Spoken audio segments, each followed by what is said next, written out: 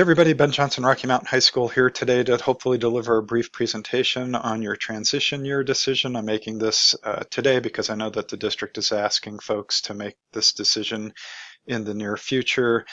This is not endorsed by Poudre School District or Rocky Mountain High School in any way. However, I do feel fairly qualified to make it because I am in the midst of my transition year currently. I have been teaching family and personal finance at Colorado State University, and I'm really here to give you an unbiased, non-conflicted information session about this. In other words, I don't stand to gain any money from you by sharing this information, which you can't say about financial advisors.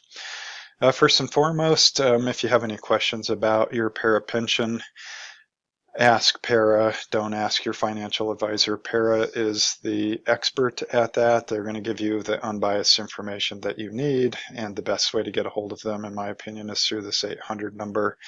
And you can wait or you can ask for a call back, but they're great people with excellent customer service. And again, they're going to give you the unbiased answers that you need about your pension.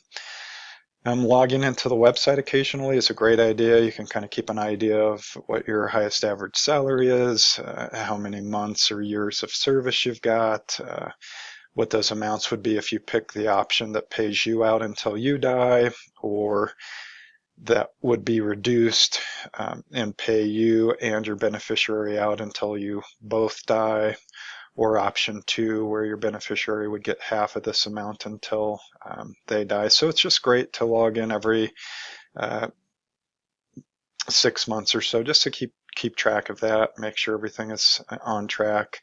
But do call, ask them for these exact numbers. These are just estimates, and so you want to get the quote that has the exact number before you make that decision. And same with buying years. It will tell you a number, but that number could be off a bit, and so just calling and asking them for that number, it'll take them 2 or 3 days to generate that, but then you'll be making a really informed decision.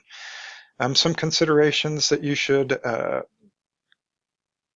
think about are you done teaching once you sign that paperwork with PSD? There's no undoing it. And if you decided to go back to teaching afterwards, you're going to start at step year 13 in experience. And so you really want to make sure that you are in fact done teaching before you sign that paperwork over. Decide if you're buying years or not. The reason I bring that up is if you're buying years, it doesn't really make a lot of sense then to work a transition year because they're basically the opposite of each other. So instead of buying a year, maybe you just decide to work one more regular para year and not do a transition year. A lot of people don't understand that those two things are really at odds with each other. Buying years and working a transition year might make more sense to do one or the other. Know your para table inside and out. We'll take a look at one here in a second, but that's really going to be key to deciding whether you need to work another para year or a transition year. Know when you're out of that reduced benefit area. Again, we'll look at that para table. I would not take a transition year if you're still in that reduced benefit area, that shaded green area. Know if your highest average salary is based on 3 or 5 years.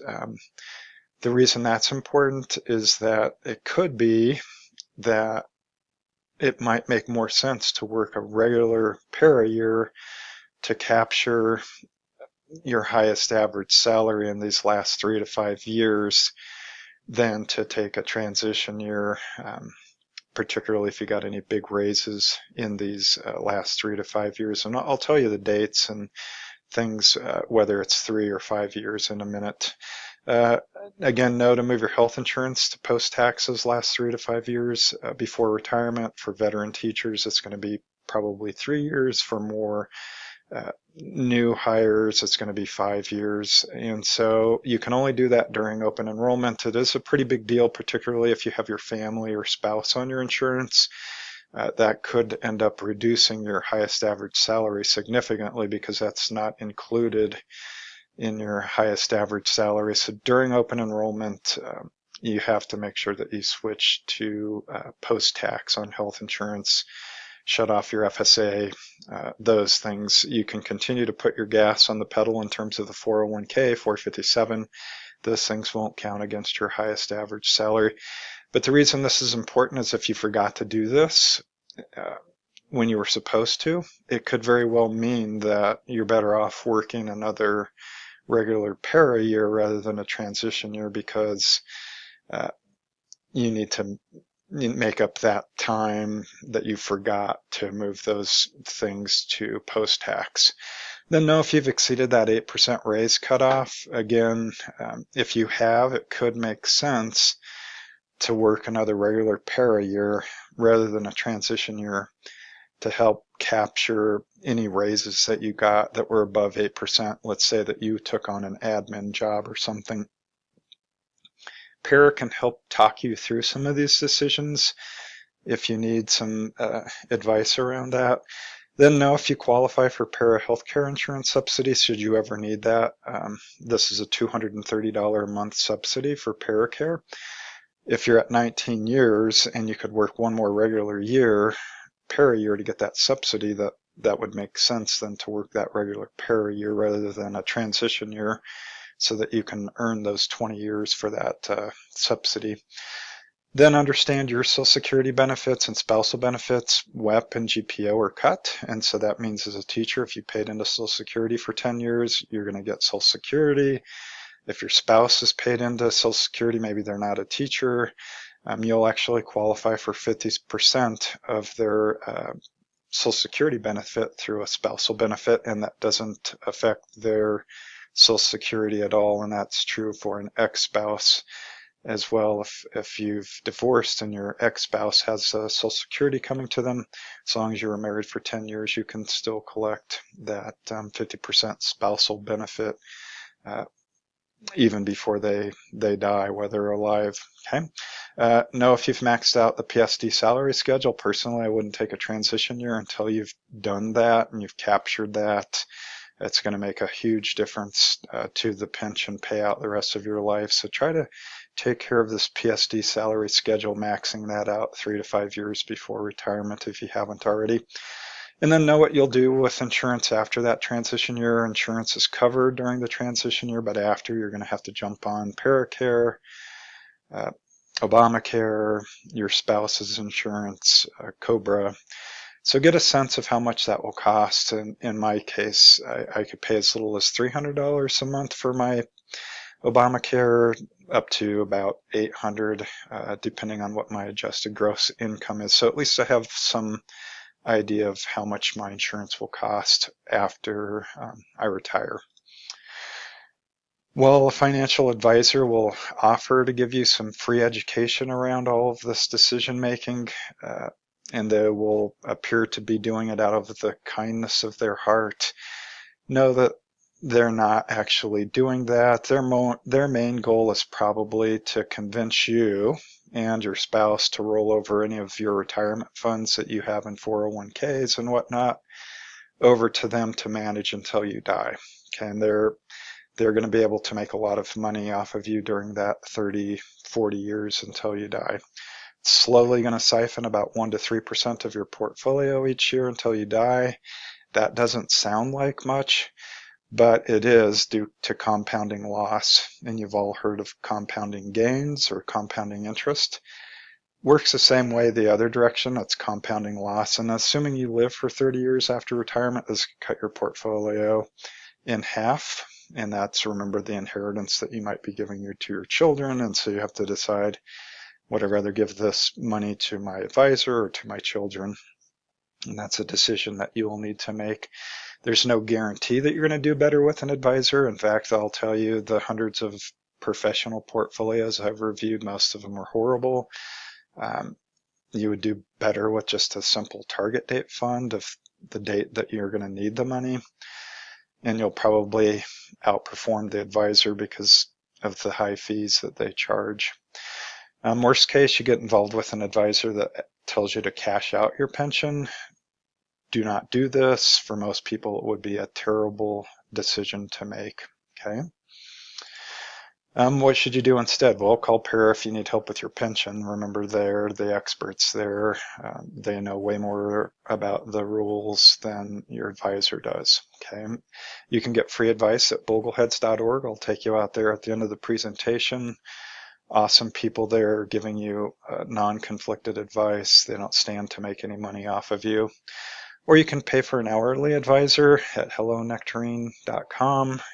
Rather than paying a 1 to 3% assets under management until you die.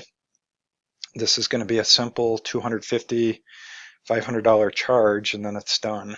Okay, and that's why I love hourly advisors. They're not conflicted because they're not siphoning money off of your portfolio the rest of your life. And then I'm always happy to chat if you ever want to get a second opinion on anything. So where does your money go with an advisor? If you pick like the Para 401k, Fidelity, Vanguard, you're going to be paying a very low management fee. And over a 40-year period, very little of your money then goes back to somebody besides yourself. If you pick a neighborhood brokerage or a 403b advisor, they're probably going to average about 2% in fees, even though they may tell you they're free. They're not, trust me.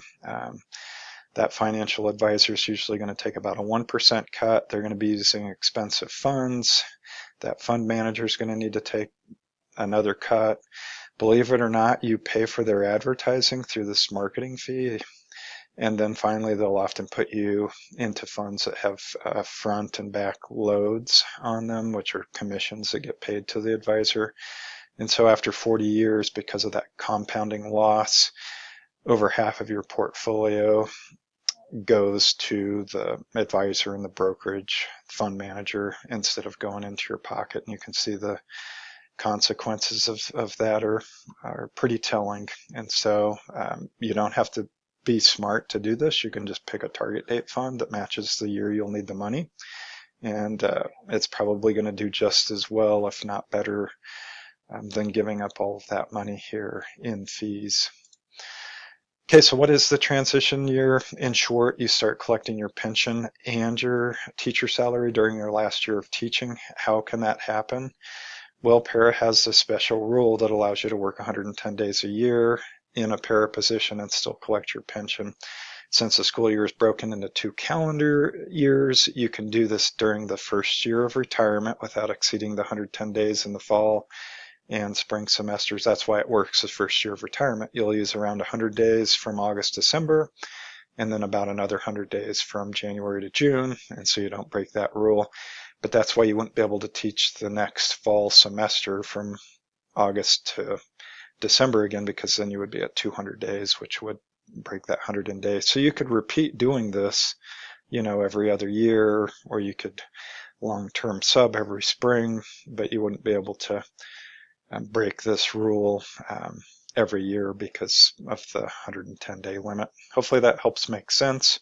If it doesn't, just know that you can do this your first year and not break any rules. After that, you need to keep track of it carefully, because if you do break the rules with para on this 110 days, it can be very costly. So what are your benefits and salary like? Well, your salary is frozen at the previous year, so you're not going to get a raise that year of your transition year, no steps, no longevity pay.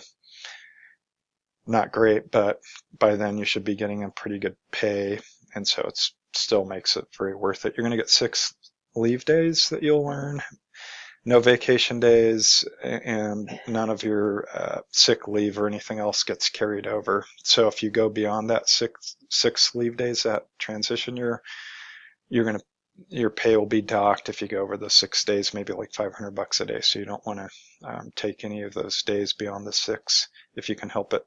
Your health and dental insurance is paid through July 31st of the year that you're working, or whatever your contract says. For most teachers, that's July 31st.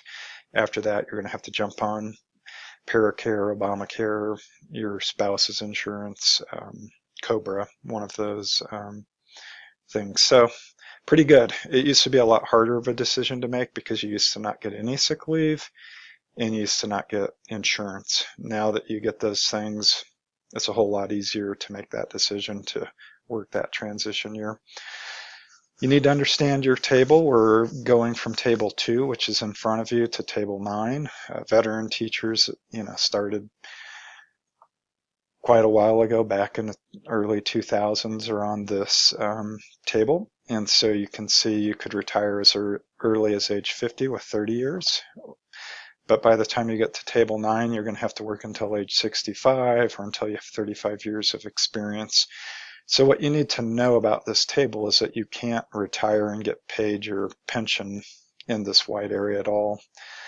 Once you hit this green area, that's a reduced benefit area, you're going to get 2% per year that you've worked credit in this reduced benefit area. So not ideal, but at least you could retire there. And then if you can get into this white unshaded area, you're going to get 2.5% credit for each year that you work. So ideally, you're going to want to get into this unshaded, non-penalized area. Okay. And so if it were me, I would not consider taking a transition year if I was in this green reduced benefit area. I would only do it if I'm out here in this unshaded area. Again, if you need some help understanding this, get on the phone with Para, take one of their seminars.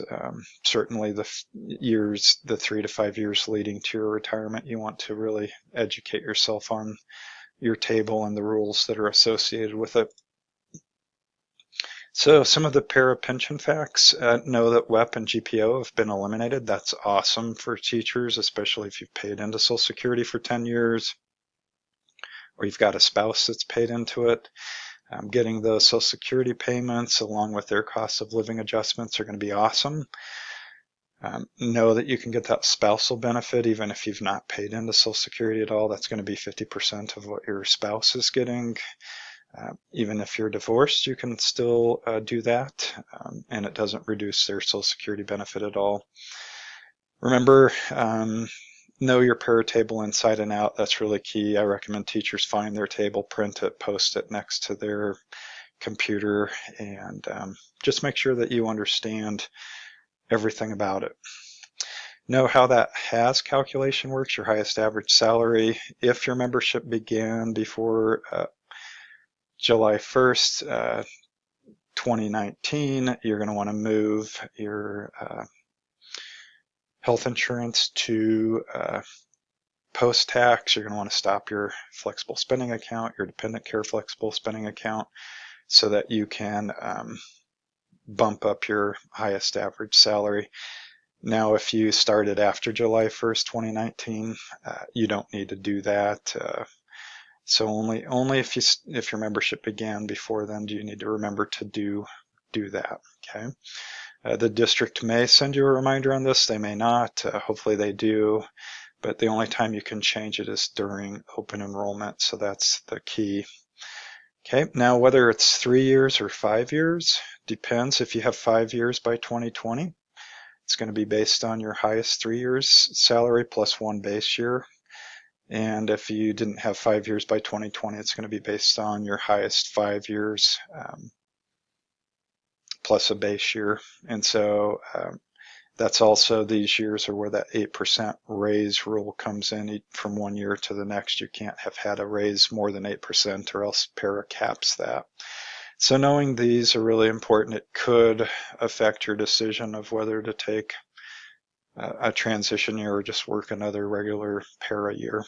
You're going to get a COLA with your pension. It's going to be pretty pathetic, though. You're going to have to wait 3 years before you start getting the COLA. It's going to be anywhere from 0.5% to 2% based on a calculation that Para does. Currently, it's 1%. If you've been watching inflation the last 5 years, you'll know that 1% is not going to be enough to keep up with inflation. And so that's really where you're going to need to count on your 401k, your 457b, Social Security to help make up the difference here. Without one of those things, it could get pretty tight if you live 30, 40 years beyond retirement. Know about the options 1, 2, and 3 considerations. Normally, for most people that have a beneficiary that's not taken care of with their own retirement, I recommend option 3. If you know that your spouse is completely taken care of, they don't need to depend on your pension, then you could think about option 1. If you want something in between where at least your beneficiary would get half the amount, then option 2 is a okay choice. The story that I share a lot is that my grandfather chose option 1 because my grandmother had lupus and he thought he would outlive her. He got cancer, died before she did. She went on to live a very long time without any of his pension because he chose option 1. And so that's why I usually recommend option 3 for most people. Now you can put a child as option 3, but remember this calculation is based on their age. And so if you pick somebody that's much younger than you, other than your spouse, it's going to really take a big hit on the monthly pension that you're paid out. So there's not really any sort of loophole that you can sneak by para. Again, if you have questions about this, then call para and ask them. When you do start collecting your pension, it's going to be taxed at your marginal income brackets that you fall in. And so for most people, you can probably count on, say, like a 10% effective tax on your para pension. But it's all going to depend on your marginal tax brackets. But I think for most people, it'd be safe to figure about 10% is going to have to go towards taxes. Paracare, know that you can get that $230 subsidy if you get 20 years into para, which again might affect that decision whether you work another para year to get 20. Work in a transition year if you only have 19 would be a terrible idea because then you would lose out on this subsidy, and then that changes to 115 once Medicare kicks in. So that's another consideration if you think you'll need to go on Paracare at some point before well, even if you end up on Medicare. So keeping taxes down during the transition year, remember that you're going to be getting your regular salary plus 75% of your highest average salary. It could kick you into some pretty higher marginal tax brackets, particularly if your spouse is a high earner. So you might want to max out your traditional 401k. Currently that's $32,500. You can also max out your traditional 457, another $32,500. On top of that, you can max out your IRA at Vanguard or Fidelity, another $8,600. So you should be able to live off of your pension and then throw all of this other money into these retirement accounts. And the advantage there is instead of getting them all in one tax year, you can withdraw slowly and hopefully keep yourself in a tax bracket that's not giving up too much money to Uncle Sam. So why do I recommend the 401k and the 457? You can see here this chart. The 401k has the lowest fees. You end up keeping the most money in your pocket, followed by the 457 has higher fees. You give up some to fees, but the 403bs within the district, because they come with an advisor and that advisor has to get paid, you're going to give up a lot more money in fees for no guarantee of any better results. In fact, most of the portfolios I've looked at have performed worse than just a target date fund that you can get out on your own for basically free. Looking at it a different way with the 401k, if that's where you decide to stash your money, very little is going to give up to fees over that time frame. The 457 is a little bit higher, and then finally the 403b is going to give up the most amount in fees. And so that's why I recommend these two options. When you retire, you might decide to go ahead and roll these over to Vanguard or Fidelity to even further lower your fees, but at least while you're in the district, any of these accounts will need to stay within this type of account. I'll just mention purchasing service credit briefly. When would you want to do that? For me, it might be worth it if it allows you to retire earlier. Most teachers can usually buy 5 years, retiring 5 years sooner. Great idea if you ask me. Maybe worth it if it moves you out of that reduced benefit area, out of that green shaded area, or it can count towards that Paracare subsidy. So those are reasons that you might buy them. Are they going to be expensive? Probably. The earlier you buy them, the cheaper they'll be, obviously. How can you buy them? We'll call Para and they'll help you, but you can use money from a 401k, 403b, 457 to buy those years. If you have any savings, you can even take a loan from Para at 7.25% interest, which is high, but laser focus on paying that off, be done teaching 5 years sooner. I think it's a terrific idea. Okay, so there's the presentation. I just want to take you out to a couple of websites.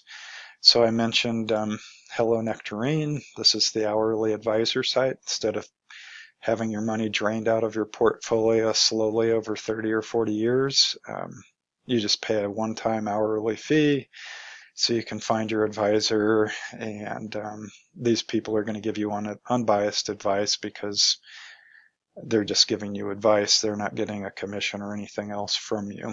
Okay, and so for instance, I know Michelle, she's a teacher that happens to work with Hello Nectarine, and you could set up a meeting, $215 an hour. I know it sounds expensive, but compared to having your portfolio drained the rest of your life, pretty cheap. And probably in a couple of hours, she'll be able to get you on track.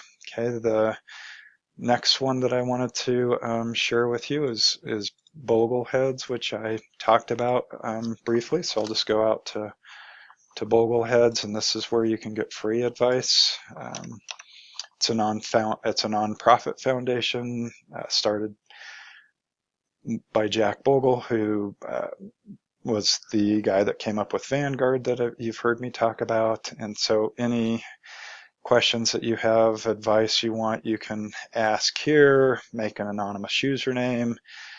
Lots of really smart people will chime in and give you their opinions, which are usually very good, especially if you go with the consensus of the group, and then know that it's moderated by really amazing people that have you in their best interest, because nobody stands to gain any money from you on this site. And unlike Reddit, that's kind of the Wild West, this one, because of the moderators, they don't even allow people to talk about cryptocurrency and that sort of thing, so it's all really above board.